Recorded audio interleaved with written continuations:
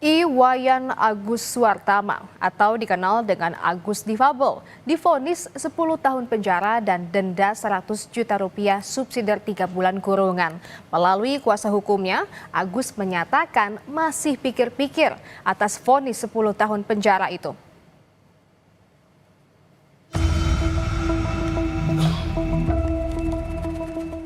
Majelis Hakim Pengadilan Negeri Mataram, Nusa Tenggara Barat yang diketuai Mahendra Smara menyatakan terdakwa Iwayan Agus Suartama terbukti melakukan tindak pidana pencabulan dengan korban lebih dari 1 orang.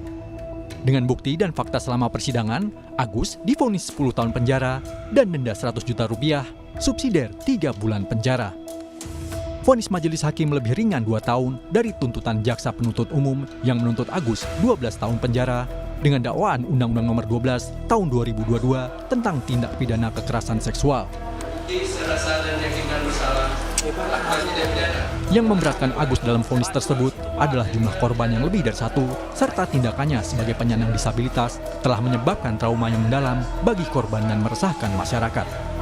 Sementara yang meringankan adalah Agus dinilai masih muda dan diharapkan bisa memperbaiki kehidupannya di masa depan, serta berperilaku sopan selama persidangan. Atas vonis ini, Agus dan kuasa hukumnya menyatakan pikir-pikir dan menyiapkan upaya banding atas vonis tersebut. Terkait hal tersebut, majelis hakim berkeyakinan bahwa terdakwa bersalah melakukan suatu tindak pidana kekerasan seksual secara fisik dengan hukuman penjara 10 tahun. Ya, mungkin itu yang kita dengar tadi ya. Kemudian dari terdakwa ada hak, ya, ada hak-hak yang diberikan secara hukum kepada terdakwa dalam bentuk mengajukan hak hukumnya, apakah itu menerima atau menolak, kemudian pikir-pikir terhadap putusan hakim selama 10 tahun. Kita pikir-pikir dulu selama 7 hari, pasti kita akan melakukan upaya hukum banding, ya, terkait dengan putusan. Iya.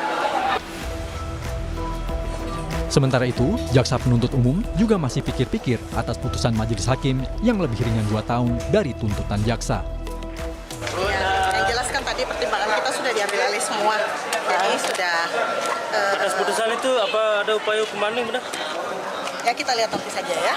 Nah, tapi dari tuntutan kan kemarin itu 12 tahun. Apakah itu kategori ringan atau seperti apa, benar? Kalau tinggi besarnya sih tidak ini ya. Ya nanti deh kita lihat juga nanti penasihat ini hukum berarti kurang memuaskan jaksa hasil putusan hakim Bu. Ya nanti aja deh Mbak.